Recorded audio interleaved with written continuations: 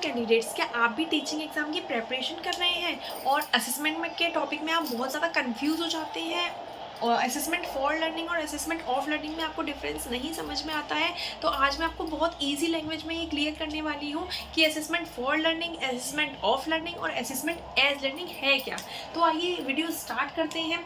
सबसे पहले बात करते हैं असेसमेंट ऑफ लर्निंग की, यानी कि अगर हम इसमें ऑफ का मीनिंग होता है का, यानी कि जितना भी हमने लर्न किया है, जितना भी हमने लर्निंग की है पूरे साल में, हमने जितना भी करा है उसका असेसमेंट, यानी कि ये असेसमेंट होगा ईयर के एंड में, क्योंकि जितना भी पढ़ा हुआ है उन सब का असेसमेंट अगर हम करेंगे तो ईयर के एंड में ही करेंगे। यानी कि इसका मीनिंग है जो भी हमारे ईयर के एंड में फाइनल एग्ज़ाम होते हैं वो हमारे सबमिटेड असेसमेंट कहलाते हैं। इसके बाद असेसमेंट फॉर लर्निंग।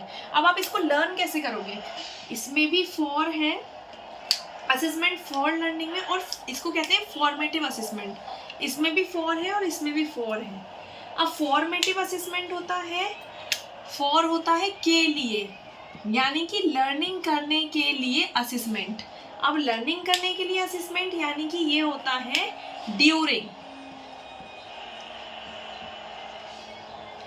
जो भी फॉर्मेटिव असेसमेंट होता है वो पर मंथ, जैसे हमारे यूनिट टेस्ट होते हैं हम उनको फॉर्मेटिव असेसमेंट के अंडर में लेकर आते हैं, क्योंकि हमने 4 चैप्टर्स बच्चों को पढ़ाए हैं तो हम उसको चारों चैप्टर्स को बच्चों को असेसमेंट करके देखेंगे कि बच्चों को कितना समझ में आया है और कितना हमें आगे बच्चों पर और ध्यान देना है।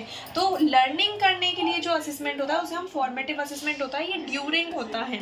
लर्निंग के ड्यूरिंग यानी कि ईयर के बीच बीच में जो यूनिट टेस्ट होते हैं, हाफ ईयरली यूनिट टेस्ट होते हैं, वो हमारे फॉर्मेटिव असेसमेंट में आते हैं। इसके बाद है assessment as learning. Assessment as learning होता है सेल्फ असेसमेंट, यानी कि मैं पढ़ाते जैसे पढ़ाते पढ़ाते बच्चों से क्वेश्चंस पुट अप करती हूँ तो वो कहलाता है सेल्फ असेसमेंट। यानी कि मैं खुद पढ़ रही हूँ या बहुत सारे स्टूडेंट्स हैं जैसे खुद पढ़ते हैं और सेल्फ को भी असेसमेंट करते हैं। जैसे कि हमने कोई चैप्टर लर्न किया, उसके बाद हम उसको लिख कर देख रहे हैं या फिर उसका टेस्ट ले रहे हैं, तो वो सेल्फ असेसमेंट कहलाता है। असेसमेंट एज लर्निंग होता है, ठीक है। तो ये डिफरेंस था assessment of learning, assessment for learning और असेसमेंट एज लर्निंग।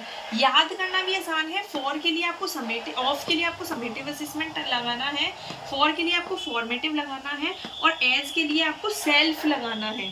तो ये याद करने में भी आपके लिए आसान रहेगा। अगर आपको ये टॉपिक पसंद आया है तो आप चैनल को सब्सक्राइब और वीडियो को लाइक ज़रूर करें, और ऐसी ही और वीडियोज़ के लिए आप कमेंट बॉक्स में कमेंट भी कर सकते हैं। Thank you.